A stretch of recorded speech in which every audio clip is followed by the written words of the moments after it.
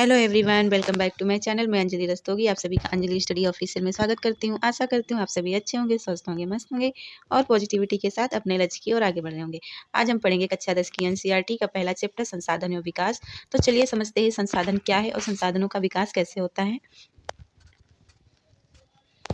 तो हमारा ये चैप्टर कहता है कि हमारे पर्यावरण में उपलब्ध प्रत्येक वस्तुएं जो हमारी आवश्यकताओं को पूरा करने में उपयोग की जा सकती हैं और जिसको बनाने के लिए प्रौद्योगिकी उपलब्ध है, जो आर्थिक रूप से संभव है और सांस्कृतिक रूप से मान है, वे एक संसाधन है। मतलब हमारे आसपास की जितनी भी सारी चीजें हैं, वो चीज कैसी भी हो सकती है, प्राकृतिक रूप से हो सकती है,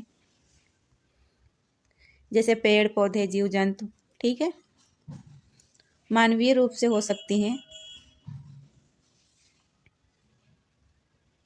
मानवीय रूप से जैसे मानव निर्मित वस्तुएं, स्वयं मानव,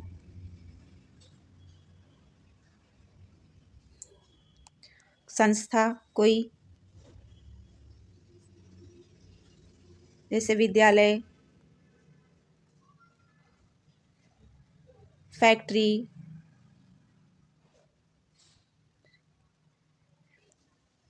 ये सभी चीजें संसाधन है। आगे देखते हैं अपना पॉइंट। आगे ये कहता है हमारे पर्यावरण में उपलब्ध वस्तुओं की रूपांतरण प्रक्रिया प्राकृतिक प्रौद्योगिकी और संस्थाओं के पारस्परिक क्रियात्मक संबंध में निहित है। कहने का मतलब है कि जो हमारे पर्यावरण में जितनी भी सारी वस्तुएं उपलब्ध हैं, उनकी जो है उनका जब रूपांतरण करते हैं, वह प्रक्रिया प्राकृतिक और प्रौद्योगिकी संस्थाओं, इन तीनों पे एक दूसरे के साथ संबंध रखती हैं। कहने का मतलब प्राकृतिक से मानव वस्तुएं प्राप्त करता है, फिर उसे प्रौद्योगिकी में ले जाता है जहां उसका रूपांतरण होता है,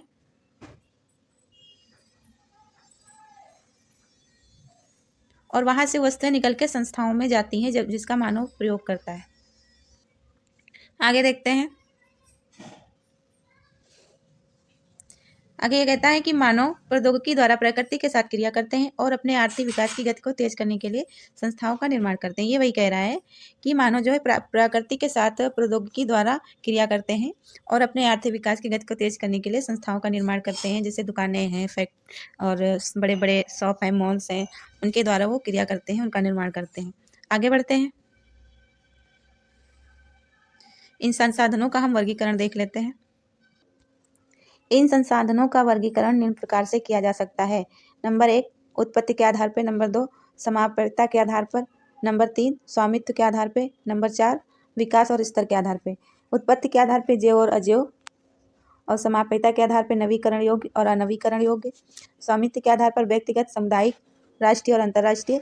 विकास के स्तर के आधार पर संभावी, विकसित, भंडार और संचित कोष। ये हम डायग्राम देख लेते हैं। यहाँ पे जो ये बना हुआ है, इसमें देखिए बीच में है मानव। मानव प्राकृतिक से संसाधन जुटाता है, प्रौद्योगिकी तक ले जाता है और फिर मानव ही संस्थाओं तक उन्हें ले जाता है। तो ये तीनों एक दूसरे के साथ संबंध रखते हैं। आगे बढ़ते हैं।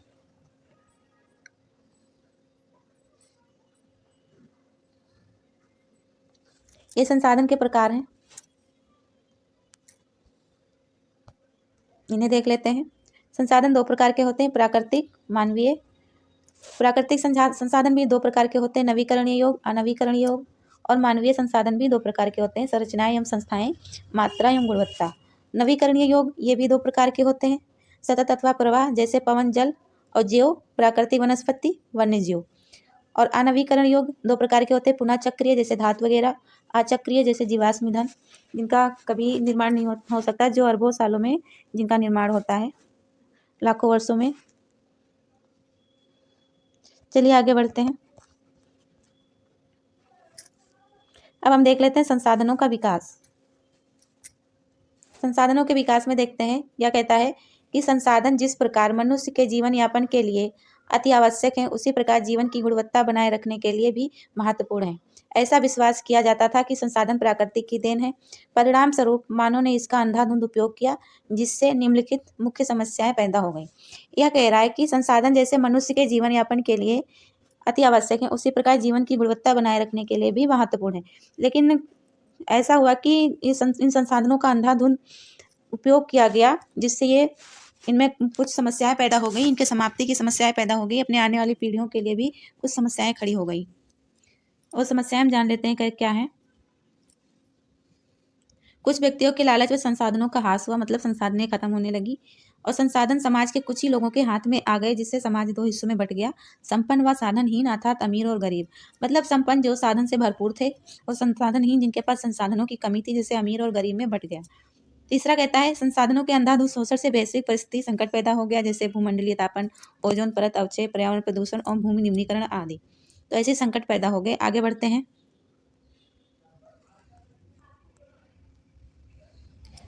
आगे देखते हैं। ये कहता है कि मानव जीवन की गुणवत्ता और विश्व शांति बनाए रखने के लिए संसाधनों का समाज में न्याय संगत बंटवारा आवश्यक हो गया है। यदि कुछ ही व्यक्तियों तथा देशों द्वारा संसाधनों का वर्तमान दोहन जारी रहता है तो हमारे पृथ्वी का भविष्य खतरे में पड़ सकता है। इसलिए हर तरह के जीवन का अस्तित्व बनाए रखने के लिए संसाधनों के उपयोग की योजना बनाना अति आवश्यक है। सतत अस्तित्व सही अर्थ एवं सतत पोषणीय विकास का ही एक हिस्सा है। ये कहता है कि हमारे मानव जीवन की गुणवत्ता और विश्व शांति बनाए रखने के लिए संसाधनों का समाज में न्याय संगत बंटवारा, मतलब बराबर हिस्सों में बंटवारा होना आवश्यक है। और यदि कुछ ही व्यक्तियों तथा देशों द्वारा संसाधनों का वर्तमान दोहन जारी रहता है, मतलब व्यक्तियों और देशों द्वारा वर्तमान में साधनों का जो है दोहन जारी रहता है, तो हमारी पृथ्वी का जो है भविष्य खतरे में पड़ सकता है। इसलिए हर तरह के जीवन का अस्तित्व बनाए रखने के लिए संसाधनों का उपयोग की योजना बनाना अति आवश्यक है। मतलब उनकी देखरेख की योजना बनाना, उनका दोहन कम करना, प्लस न्याय संगत बंटवारा, इन सारी चीज़ों पे ध्यान देना अति आवश्यक हो गया है। आगे बढ़ते हैं। इस सम्मेलन को हम ज़रा थोड़ा सा पढ़ लेते हैं कि सम्मेलन क्या कह रहा है। आप लोग भी ध्यान दीजिए। ये सम्मेलन कह रहा है कि इस सम्मेलन का नाम है रियो डी जेनेरो पृथ्वी सम्मेलन, जो 1992 में हुआ था। जून 1992 में 100 से भी अधिक राष्ट्र अध्यक्ष ब्राजील के शहर रियो डी जेनेरो में प्रथम अंतर्राष्ट्रीय पृथ्वी सम्मेलन में एकत्रित हुए। सम्मेलन का आयोजन विश्व स्तर पर उभरते पर्यावरण संरक्षण और सामाजिक आर्थिक विकास की समस्याओं का हल ढूंढने के लिए किया गया था।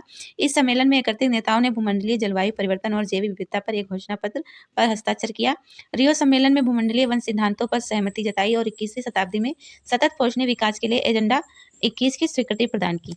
ये कहता है कि 1992 में जून में 1992 में 100 से भी अधिक राष्ट्रीय अध्यक्ष ब्राजील के शहर रियो डी जेनेरो में प्रथम अंतर्राष्ट्रीय पृथ्वी सम्मेलन में एकत्रित हुए और उस सम्मेलन का आयोजन विश्व स्तर पर उभरते हुए पर्यावरण संरक्षण और सामाजिक आर्थिक विकास की समस्याओं का हल ढूंढने के लिए किया गया था। इस सम्मेलन में एकत्रित नेताओं का भूमंडलीय जलवायु परिवर्तन और जैव विविधता पर घोषणा पत्र पर हस्ताक्षर किया और रियो सम्मेलन में भूमंडलीय वन सिद्धांतों पर सहमति जताई और शताब्दी में सतत पोषणीय विकास के लिए एजेंडा 21 की स्वीकृति प्रदान की गई। एजेंडा 21 क्या है, चलो नीचे देख लेते हैं।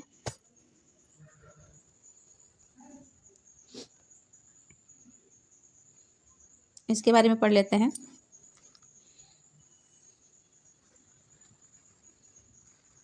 यह एक घोषणा है जिसे 1992 में ब्राजील के शहर रियो डी जेनेरो में संयुक्त राष्ट्र पर्यावरण और विकास सम्मेलन के तत्वाधान में राष्ट्राध्यक्षों द्वारा स्वीकृत किया गया था।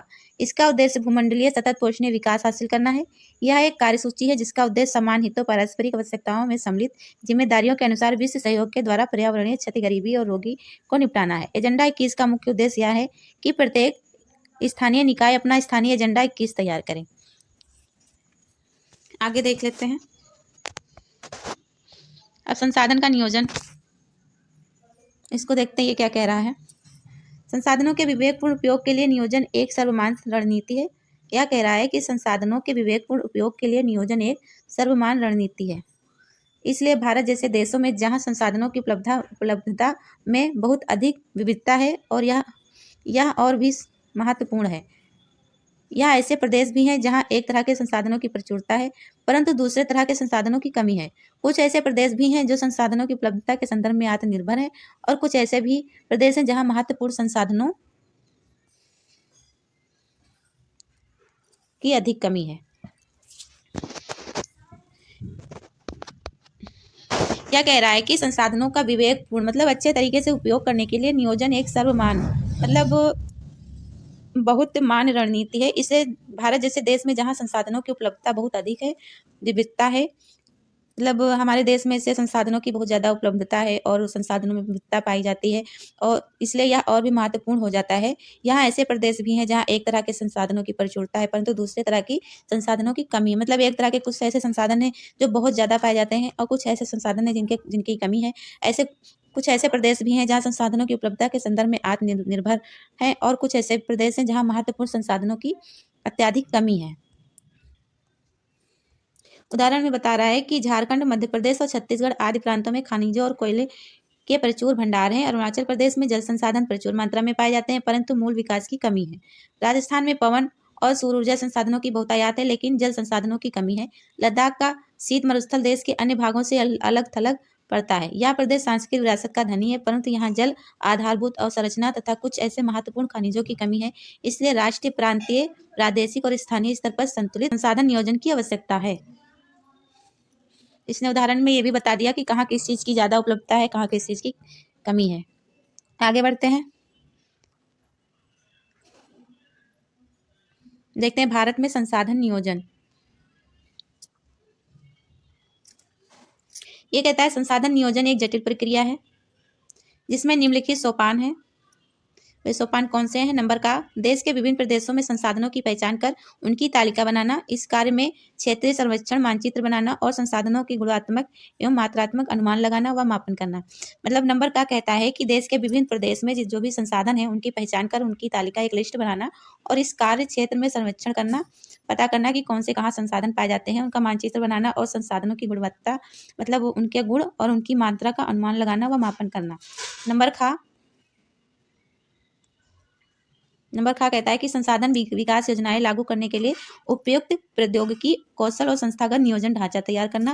मतलब संसाधनों के विकास योजनाएं लागू करने के लिए एक उपयुक्त, अच्छे प्रौद्योगिकी और कौशल संस्थागत नियोजन ढांचा का तैयार करना। नंबर गा कहता है कि संसाधन विकास योजनाओं और राष्ट्रीय विकास योजनाओं में समन्वय स्थापित करना। स्वाधीनता के बाद भारत में संसाधन नियोजन के उद्देश्य की पूर्ति के लिए प्रथम पंचवर्षीय योजना से ही प्रयास किए गए हैं। आगे बढ़ते हैं,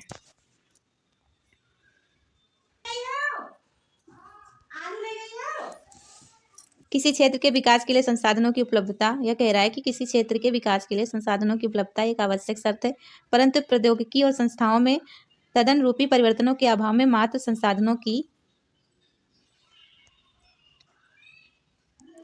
उपलब्धता से ही विकास संभव नहीं है। देश में बहुत से क्षेत्र हैं जो संसाधन समृद्ध होते हुए भी आर्थिक रूप से पिछड़े प्रदेशों की गिनती में आते हैं। इसके विपरीत कुछ ऐसे प्रदेश भी हैं जो संसाधनों की कमी होते हुए भी आर्थिक रूप से विकसित हैं। इसके कहने का मतलब है, यह कह रहा है कि किसी क्षेत्र में विकास के लिए संसाधनों की उपलब्धता एक आवश्यक शर्त नहीं है। मतलब संसाधनों की उपलब्धता ही एक आवश्यक आयाम नहीं है कि उस क्षेत्र का विकास उसी पे संभव है, परंतु प्रौद्योगिकी और संस्थाओं में तदनुरूपी परिवर्तनों के अभाव में मात्र संसाधनों की, यह कह रहा है कि प्रौद्योगिकी और संस्थाओं के परिवर्तनों में अभाव मात्र से ही संसाधनों के उपलब्धता से ही विकास संभव नहीं है। देश में बहुत से क्षेत्र ऐसे हैं, मतलब बहुत से क्षेत्र ऐसे हैं जिनके पास संसाधन तो बहुत हैं लेकिन वो आर्थिक रूप से पिछड़े प्रदेशों में उनकी गिनती की जाती है। और कुछ ऐसे देश हैं जहाँ संसाधनों की कमी है लेकिन आर्थिक रूप से वो विकसित हैं।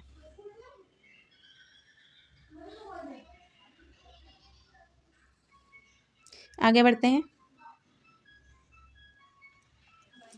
यह कह रहा है कि उपनिवेशन का इतिहास हमें बताता है कि उपनिवेशों में संसाधन संपन्न प्रदेश विदेशी आक्रमणकारियों के लिए मुख्य आकर्षण रहे। उपनिवेशकारी देशों ने बेहतर प्रौद्योगिकी के सहारे उपनिवेशों के संसाधनों का शोषण किया तथा उन पर अपना आधिपत्य स्थापित किया। अतः संसाधन किसी प्रदेश के विकास में तभी योगदान दे सकते हैं जब वहाँ उपयुक्त प्रौद्योगिकी विकास और संस्थागत परिवर्तन किए जाएं। मतलब यह कह रहा है कि जब हमारा भारत उपनिवेशों का शिकार था, वहाँ पे कुछ विदेशी आक्रमणकारियों के लिए मुख्य आकर्षण रहे जो संसाधन से संपन्न प्रदेश थे। और यह भी कह रहा है कि उपनिवेशकारी देशों ने बेहतर प्रौद्योगिकी के सहारे उपनिवेशों के संसाधनों का शोषण किया। मतलब कह रहा है कि जिन देशों ने हमारे देश को उपनिवेश बनाया था उन देशों ने बेहतर प्रौद्योगिकी के सहारे हमारे संसाधनों का शोषण बहुत ही अच्छे तरीके से किया तथा उन पर अपना आधिपत्य स्थापित किया, मतलब उन पे अपना राज्य स्थापित कर लिया था। उपनिवेश मतलब कि दूसरे देश के लोग आके हमारे देश पे कब्जा कर लेते हैं और हमारे ही देश के संसाधन और लोगों का शोषण करते हैं। आगे कहता है अतः संसाधन किसी प्रदेश के विकास में तभी योगदान दे सकते हैं जब वहाँ उपयुक्त प्रौद्योगिकी विकास और संस्थागत परिवर्तन किए जाएं। मतलब ये कह रहा है कि संसाधन किसी भी प्रदेश या किसी भी क्षेत्र के विकास में तभी योगदान दे सकते हैं जब वहाँ उपयुक्त मतलब वहाँ पे जो मौजूद प्रौद्योगिकी है उसके विकास और संस्थागत परिवर्तन किए जाएं। आगे देखते हैं ये क्या कहता है। ये भी कहता है कि उपनिवेश के विभिन्न चरणों में भारत ने सबका अनुभव किया है। अतः भारत में विकास समानता तथा संसाधन विकास लोगों के मुख्य संसाधनों की उपलब्धता पर ही आधारित नहीं है तथा बल्कि इसमें प्रौद्योगिकी, मानव संसाधन की गुणवत्ता और ऐतिहासिक अनुभव का भी योगदान रहा है। आगे बढ़ते हैं। यहाँ देखते हैं संसाधनों का संरक्षण मतलब संसाधनों को हम कैसे बचाएं, उनकी सुरक्षा कैसे करें, इस बारे में देखते हैं क्या कहता है। यह कहता है कि संसाधन किसी भी तरह के विकास में महत्वपूर्ण भूमिका निभाते हैं। जी हाँ, वो तो है, परंतु संसाधनों का विवेकहीन उपयोग या उपभोग और अति उपयोग के कारण कई सामाजिक, आर्थिक और पर्यावरणीय समस्याएं पैदा हो सकती हैं। इन समस्याओं से बचाव के लिए विभिन्न स्तरों पर संसाधनों का संरक्षण आवश्यक है। भूतकाल से ही संसाधनों का संरक्षण बहुत से नेताओं और चिंतकों के लिए चिंता का विषय रहा है। उदाहरण गांधी जी ने साधनों के संरक्षण पर अपनी चिंता इन शब्दों में व्यक्त की। हमारे पास हर व्यक्ति की आवश्यकता पूर्ति के लिए बहुत कुछ है, लेकिन किसी के लालच की संतुष्टि के लिए नहीं। अर्थात उनका कहना था कि किसी के लालच के संतुष्टि के लिए नहीं है, मतलब कि हमारे पास पेट भरने के लिए बहुत है लेकिन पेटी भरने के लिए कुछ नहीं है। उनके अनुसार विश्व स्तर पर संसाधन हास के लिए मतलब उनके अनुसार विश्व के स्तर पर संसाधन हास के लिए लालची और स्वार्थी व्यक्ति तथा आधुनिक प्रौद्योगिकी की शोषणात्मक प्रवृत्ति जिम्मेदार है। वे अत्यधिक उत्पादन के विरुद्ध थे और इसके स्थान पर अधिक बड़े जन समुदाय द्वारा उत्पादन के पक्षधर थे।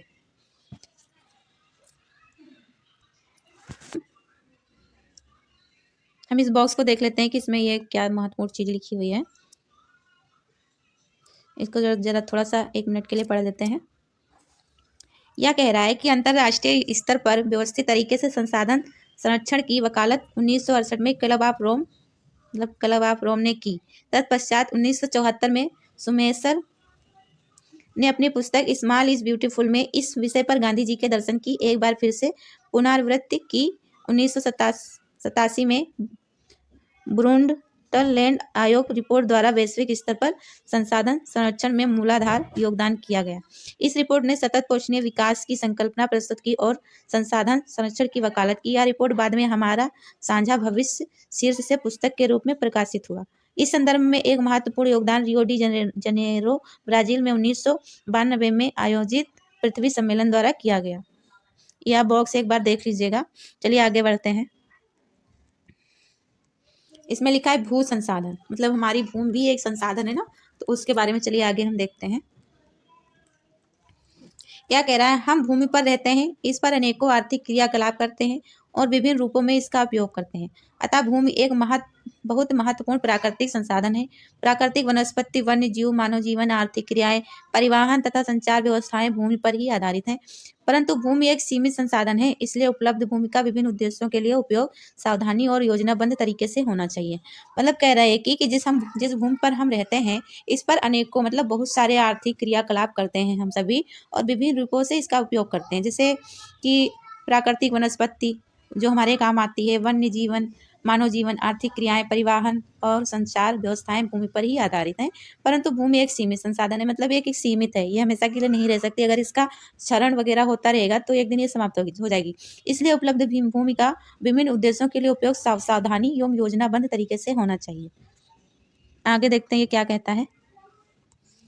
आगे कहता है कि भारत में विभिन्न प्रकार की भू आकृतियां जैसे पर्वत, पठार, मैदान, द्वीप पाए जाते हैं। लगभग 43% भू क्षेत्र मैदान जो कृषि और उद्योग के लिए विकास के लिए सुविधाजनक है। पर्वत पूरे भू क्षेत्र के 30% भाग पर विस्तृत है। वे कुछ 12 नदियों के प्रवाह को सुनिश्चित करते हैं। पर्यटन विकास के लिए अनुकूल परिस्थितियां प्रदान करते हैं, के लिए महत्वपूर्ण है। देश के क्षेत्रफल का लगभग 27% हिस्सा पठारी है। इस क्षेत्र में खनिज, जीवाश्म ईंधन और वनों का अपार संचय कोष है। आगे बढ़ते हैं। ये देखिए यहाँ पे डायग्राम दिखाया गया है, आप इसको समझ लीजिए। ये देखिए ऊपर जो ब्लू कलर का हमें बॉक्स दिख रहा है, मैदान हमारा 43% है, और ये येलो कलर का जो बॉक्स दिख रहा है ये वाला, ये है पठारी भाग जो हमारा 27% है। और ये है पर्वत हमारा जो है 30% है भूभाग पे फैला हुआ है। मुख्य भूमि आकृतियों के अंतर्गत क्षेत्र। अभी भूमि का उपयोग देख लेते हैं। भू का उपयोग, भू संसाधनों का उपयोग निम्नलिखित उद्देश्यों से किया जाता है, जैसे वन, कृषि के लिए अनुपलब्ध भूमि, बंजर तथा कृषि योग्य भूमि, गैर कृषि प्रयोजनों में लगाई गई भूमि जैसे इमारतें, सड़क, उद्योग इत्यादि। तीसरा, प्रतिभूमि के अतिरिक्त अन्य कृषि अयोग्य भूमि, स्थायी चारागाहें तथा अन्य गोचर भूमि, विविध वृक्षों, वृक्ष फसलों तथा उपवनों के अधीन भूमि जो शुद्ध बोए गए क्षेत्र में शामिल नहीं है। आगे देखते हैं। कृषि योग्य बंजर भूमि जहां 5 से अधिक वर्षों से खेती ना की गई हो। आगे देखते हैं। नंबर 4, प्रतिभूमि, जैसे वर्तमान प्रतिभूमि जहां एक कृषि वर्ष या उससे कम समय से खेती नहीं की गई हो। वर्तमान प्रतिभूमि के अतिरिक्त अन्य प्रतिभूमि या पुरातन प्रतिभूमि जहां 1 से 5 साल कृषि वर्ष खेती ना की गई हो। पांचवा शुद्ध निवल बोया गया क्षेत्र, भूमि जिस पर फसलें उगाई व काटी जाती हैं वह शुद्ध निवल बोया गया क्षेत्र कहलाता है। एक कृषि वर्ष में एक बार से अधिक बोए गए क्षेत्र को शुद्ध बोए गए क्षेत्र में जोड़ दिया जाए तो वह सकल कृषि क्षेत्र कहलाता है। आगे बढ़ते हैं। ये डायग्राम है, आप सभी देख लीजिए, प्रतिशत में दिया गया है। आगे बढ़ते हैं। अब इसमें कह रहा है कि भारत में भूमि उपयोग का प्रारूप। चलो पढ़ते हैं इसको। भू उपयोग को निर्धारित करने वाले तत्वों में भौतिक कारक जैसे भू आकृतिक, जलवायु और मृदा के प्रकार तथा मानवीय कारक जैसे जनसंख्या घनत्व, प्रौद्योगिकी क्षमता, संस्कृति और परंपराएं इत्यादि शामिल हैं। भारत का कुल भौगोलिक क्षेत्र 32.8 लाख वर्ग किलोमीटर, परंतु इसके 93% भाग के ही भू उपयोग आंकड़े उपलब्ध हैं, क्योंकि पूर्वोत्तर प्रांतों में असम की छोड़कर अन्य प्रांतों की सूचित क्षेत्र के बारे में जानकारी उपलब्ध नहीं है। इसके अलावा जम्मू कश्मीर में पाकिस्तान और चीन के अधिकृत क्षेत्रों भूमि के उपयोग का सर्वेक्षण भी नहीं हुआ है। क्या कह रहा है कि हमारे जो भारत का भौगोलिक क्षेत्रफल है वो 32 लाख 8 वर्ग किलोमीटर है, परंतु इसके जो 93% भाग के ही भू उपयोग का आंकड़ा उपलब्ध है, लेकिन बाकी जो है उसका आंकड़ा उपलब्ध नहीं हो पाया है। जैसे पाकिस्तान और चीन अधिकृत क्षेत्र जो जम्मू कश्मीर का हिस्सा है उसका भी आंकड़ा उपलब्ध नहीं है, और पूर्वोत्तर में जो है असम को छोड़कर बाकी की जानकारी अभी उपलब्ध नहीं हो पाई है।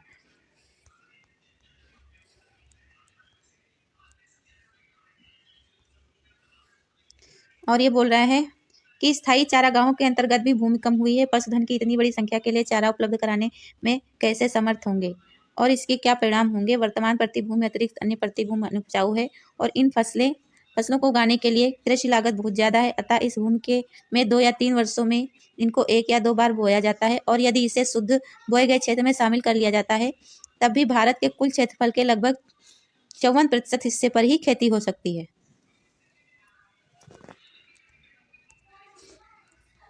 हमारे देश में राष्ट्रीय वन नीति 1952 द्वारा निर्धारित वनों के अंतर्गत 33% भौगोलिक क्षेत्र वांछित है, जिसकी तुलना में वन के अंतर्गत क्षेत्र काफी कम है। बनाए नीति द्वारा निर्धारित यह सीमा पारिस्थितिकी संतुलन बनाए रखने के लिए आवश्यक है। वन क्षेत्रों के आसपास रहने वाले लाखों लोगों की आजीविका इस पर निर्भर करती है। मतलब इसका कहने का मतलब है कि हमारे देश में जो राष्ट्रीय वन नीति है इसे 1952 द्वारा निर्धारित वनों के अंतर्गत 33% जो भौगोलिक क्षेत्र वांछित है, तुलना में वन के अंतर्गत क्षेत्र जो काफी कम है।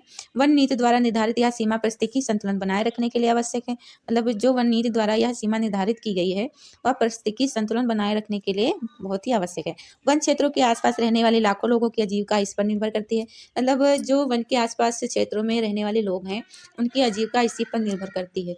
भूमि उपयोग का एक भाग बंजर भूमि और दूसरा गैर कृषि प्रयोजनों में लगाई गई भूमि कहलाता है। बंजर भूमि में पहाड़ी चट्टानें, जैसे बंजर भूमि में पहाड़ी चट्टानें, सूखी और मस्तूली भूमि शामिल हैं। गैर कृषि प्रयोजनों में लगाई भूमि में बस्तियां, सड़कें, रेल, उद्योग, लाइन इत्यादि आते हैं। लंबे समय तक लगातार भूमि संरक्षण और प्रबंधन की अवहेलना करने एवं लगातार भूमि उपयोग के कारण भू संसाधनों का निम्नीकरण हो रहा है। इसके कारण समाज और पर्यावरण में गंभीर आपदा आ सकती है। मतलब इसके कारण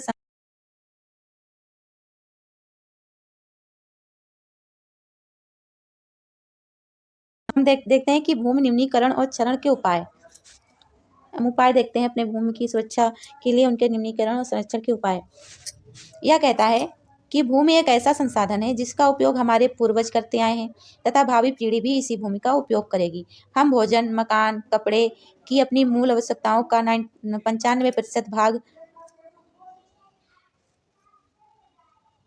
भूमि से प्राप्त करते हैं। मानव कार्यकलापों के कारण न केवल भूमि का निम्नीकरण हो रहा है, बल्कि भूमि को नुकसान पहुंचाने वाली प्राकृतिक ताकतों को भी बल मिला है। इस समय भारत में लगभग 13 करोड़ हेक्टेयर भूमि निम्नीकृत है। इसमें से लगभग 28% भूमि निम्नीकृत वनों के अंतर्गत आते हैं और 56% क्षेत्र जल अपर्दित हैं और शेष क्षेत्र लवणीय और क्षारीय हैं। कुछ मानव क्रियाओं जैसे वन उन्मूलन, अतिपशुचारण, खनन ना भी भूमि निम्नीकरण में मुख्य भूमिका निभाई है। इसका कह रहा है कि जो हम ये भूमि ना है जो वो भी एक ऐसा संसाधन है जिसका उपयोग हम कर रहे थे, हमारे पूर्वज कर रहे थे और हमारी आने वाली पीढ़ी भी करेगी, जिस पे हम भोजन, मकान, कपड़े की अपनी मूलभूत आवश्यकताओं का पूर्ति करते हैं, प्राप्त करते हैं। और मानव कार्यकलापों के कारण न केवल भूमि निम्नीकरण हो रहा है, बल्कि भूमि को नुकसान भी पहुंच रहा है। और इस समय भारत में लगभग 13 करोड़ हेक्टेयर भूमि जो निम्नीकृत है, इसमें लगभग 28% भूमि निम्नीकृत वनों के अंतर्गत है और 56% जो क्षेत्र है वो जल अपर्दित है, मतलब वो 56% क्षेत्र जलों द्वारा अपर्दित में आ रहे हैं। बाकी जो क्षेत्र बचते हैं वो लवणीय और क्षारीय हैं। कुछ मानव क्रियाओं जैसे वन उन्मूलन, मतलब वनों की कटाई, अतिपशुचारण, खनन भी भूमि के निम्नीकरण में मुख्य भूमिका निभाई है। आगे देखते हैं। आगे यह कहता है कि खनन के उपरांत खदानों वाले स्थानों की गहरी खाइयों और मलबे के साथ खुला छोड़ दिया जाता है। खनन के कारण झारखंड, छत्तीसगढ़, मध्य प्रदेश और उड़ीसा जैसे वनों उन्मूलन भूमि निम्नीकरण का कारण बना है। गुजरात, राजस्थान, मध्य प्रदेश और महाराष्ट्र में अतिपशुचारण भूमि निम्नीकरण का मुख्य कारण है। पंजाब, हरियाणा और पश्चिम उत्तर प्रदेश राज्यों में अधिक सिंचाई भूमि निम्नीकरण के लिए उत्तरदायी है।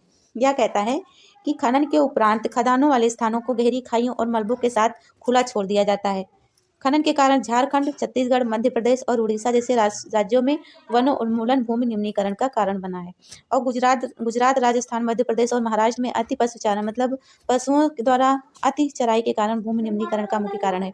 और पंजाब, हरियाणा और पश्चिमी उत्तर प्रदेश जैसे राज्यों में अधिक सिंचाई भूमि निम्नीकरण के लिए उत्तरदायी है। आगे देखते हैं। आगे यह कहता है कि अति सिंचन में उत्पन्न जलाक्रांता भी भूमि निम्नीकरण के लिए उत्तरदायी है, जिससे मृदा में लवणीय और क्षारीय बढ़ जाती है। मतलब अधिक सिंचाई के कारण भी भूमि निम्नीकरण हो रहा है, जिससे अधिक सिंचाई में मृदा में लवणीय और क्षारता की मात्रा बढ़ जाती है। खनिज प्रक्रियाएं जैसे सीमेंट उद्योग, चूना पत्थर पीसना, मृदा बर्तन उद्योग, चूने, खड़िया मृदा, सेल खड़ी प्रयोग से बहुत अधिक मात्रा में वायुमंडल में धूल विसर्जित होती है, जबकि इसका परत भूमि पर जम जाती है तो मृदा की जल सोखने की प्रक्रिया अवरुद्ध हो जाती है।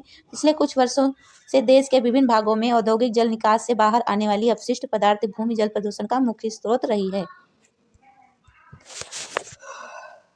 कहता है कि भूमि निम्नीकरण की समस्याओं को सुलझाने के लिए कई तरीके अपना सकते हैं, जैसे वन आरोपण, चारागाहों का उचित प्रबंध कुछ हद तक मदद कर सकते हैं। पेड़ों की रक्षक मेखला, पशुचारण नियंत्रण, रतीले टीलों को कांटेदार झाड़ियां लगाकर स्थिर बनाने की प्रक्रिया से भी भूमि कटाव को रोकथाम शुष्क क्षेत्रों में की जा सकती है। आगे देख तो ये क्या कहता है। आगे ये कहता है कि बंजर भूमि के उचित प्रबंधन, खनन नियंत्रण और औद्योगिक जल परिष्करण के पश्चात विसर्जित करके जल और भूमि प्रदूषण को कम किया जा सकता है। अब आते हैं मृदा संसाधन। अब हम पढ़ते हैं मृदा संसाधन। सॉरी डियर, बाहरी आवाज आ रही होगी तो आप लोग माइंड मत कीजिएगा। आगे बढ़ते हैं। मृदा संसाधन देखते हैं। मिट्टी अथवा मृदा सबसे महत्वपूर्ण नवीकरणीय योग्य प्राकृतिक संसाधन है। यह पौधों के विकास का माध्यम है जो पृथ्वी पर विभिन्न प्रकार की चीजों का पोषण करती है। मृदा एक जीवित तंत्र है। कुछ सेंटीमीटर गहरी मृदा बनने में लाखों वर्ष लग जाते हैं। मृदा बनने की प्रक्रिया में उच्चावच जनक सेल अथवा समस्तर सेल, जलवायु, वनस्पति, अन्य जैव पदार्थ समय मुख्य कारक हैं। यह कह रहा है कि मिट्टी अथवा मृदा सबसे महत्वपूर्ण नवीकरणीय योग्य प्राकृतिक संसाधन है, मतलब जो है नवीन संसाधन है ये, और यह पौधों के विकास का माध्यम है। पौधों को विकास के लिए यह जरूरी है, जो पृथ्वी पर विभिन्न प्रकार के जीवों का पोषण करती है। और मृदा एक जीव तंत्र है। कुछ सेंटीमीटर गहरी मृदा बनने में लाखों वर्ष लग जाते हैं, जिससे कि ये जीवों के लिए भी महत्वपूर्ण है। इस पर खेती होती है और उस खेती पे अनाज उगाया जाता है, लोग उसे खाते हैं और उनका पोषण होता है। ऐसे ही मृदा हमारे जीवन स्तर के लिए भी महत्वपूर्ण है। और मृदा बनने की प्रक्रिया में उच्चावच जनक सेल अथवा संस्तर सेल, जलवायु, वनस्पति और अन्य जैव पदार्थ समय मुख्य कारक हैं। ये कह रहा है। और आगे देखते हैं, आगे ये कह रहा है कि प्राकृतिक के अनेकों तत्व जैसे तापमान परिवर्तन, बहते जल की क्रिया, पवन, हिम, नदी अपघटन प्रक्रियाएं आदि मृदा बनने की प्रक्रिया में योगदान देती है। मृदा में होने वाले रासायनिक जैविक परिवर्तन भी महत्वपूर्ण है। मृदा जैव, हमस और अजैव दोनों प्रकार के पदार्थों से बनती है। मतलब जैव जिसमें जीवाश्म, मतलब छोटे छोटे से जीव होते हैं, उनके मरने के बाद जो जीवाश्म या जो जीव मर जाते हैं उसी में दफन हो जाते हैं, ऐसे हामस जीवाश्म से भी बनते हैं। आगे देखते हैं, मृदा मृदा बनने की प्रक्रिया को निर्धारित करने वाले तत्वों, उनके रंग, गहराई, गठन, आयु, रासायनिक और भौतिक गुणों के आधार पर भारत की मृदाओं को निम्नलिखित प्रकार हैं। मृदाओं का वर्गीकरण देख लेते हैं। भारत में अनेक प्रकार के उच्च भू-आकृतियां, जलवायु, वनस्पतियां पाई जाती हैं। इस कारण से अनेक प्रकार की मृदाएं विकसित हुई हैं।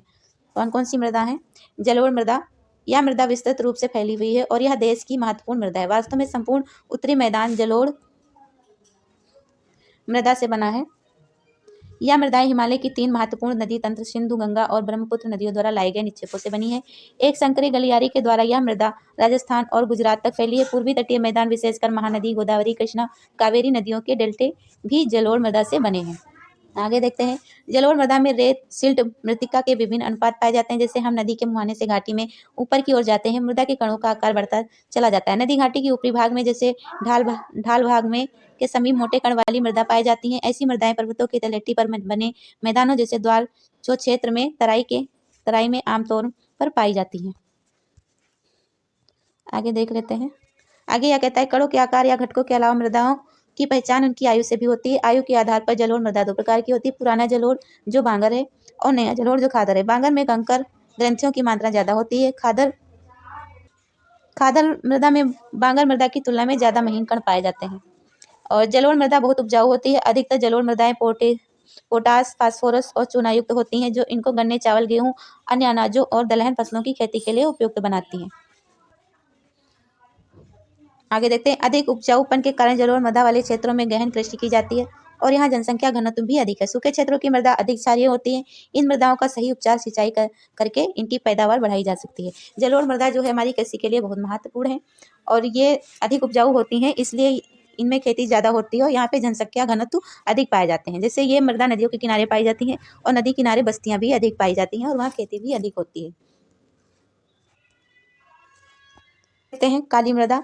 काली मृदा, इन मृदाओं का रंग काला है और इन्हें रेंगन मृदाएं भी कहा जाता है। काली मृदा कपास की खेती के लिए उचित समझी जाती हैं, मतलब इनका रंग काला होता है और रेंगर भी इनको कहते हैं और ये कपास की खेती के लिए उचित समझी जाती है और काली कपास मृदा के नाम से भी जाना जाता है इन्हें। यह माना जाता है कि जलवायु जनक सेलों ने काली मृदा के बनने में महत्वपूर्ण योगदान दिया है। इस प्रकार की मृदाएं दक्कन पठार, वेसाल क्षेत्र में उत्तरी पश्चिमी भागों में पाई जाती है और लावा जनक सेलों से बनी होती है। ये मृदाएं महाराष्ट्र, सौराष्ट्र, मलवा, मध्य प्रदेश, छत्तीसगढ़ के पठार पर पाई जाती है। आगे देखते हैं, ये यहाँ पे देख लीजिए आप, यहाँ पे दिया हुआ है, डायग्राम दिया हुआ है। पर्वत और वनीय मृदा देख लो कहाँ है भैया। ये हमारी जो है मृदा जो है ग्रीन रंग की दिखाई गई है, ये पर्वतीय और वनीय मृदा है। आगे आते हैं, जलोढ़ मृदा। जलोढ़ मृदा ये वाली है, इस कलर की। ये देख लेते कहाँ कहाँ तक फैली हुई। हमने जलोढ़ मृदा को देख लिया है। आगे देखते हैं हम, लाल पीली मृदा। ये हमारी लाल मृदा है, लाल पीली मृदा। काली मृदा हमारी यहाँ पे है और लेटेराइट मृदा, ये हमारी लेटेराइट मृदा दिख रही है यहाँ पे थोड़ा थोड़ा सा। और शुष्क क्षेत्र, ये हमारा शुष्क क्षेत्र है जो हमारा थार मरुस्थल वाला है, शुष्क मृदा है। आगे हम नीचे बढ़ते हैं,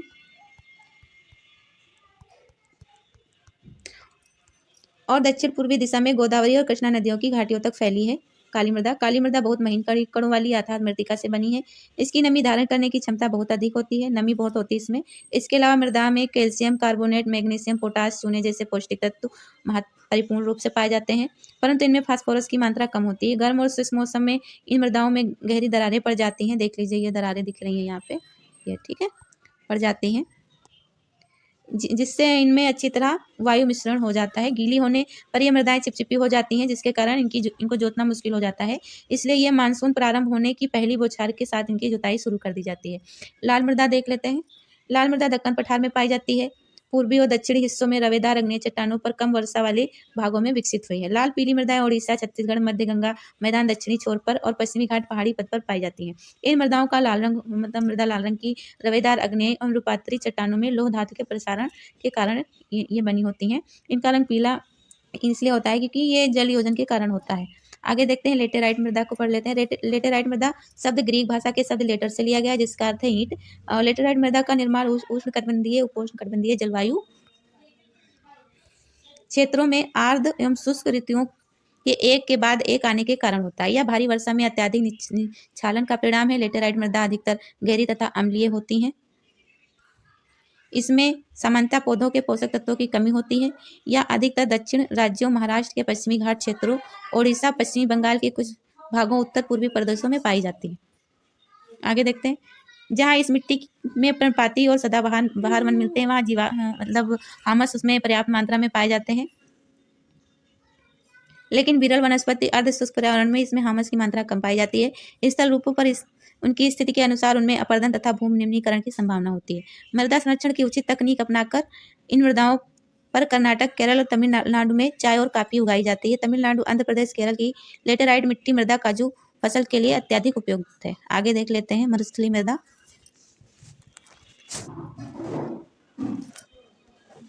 मरुस्थलीय मृदाओं का रंग लाल भूरा होता है। मृदा आमतौर पर रेतीली लवणीय होती हैं।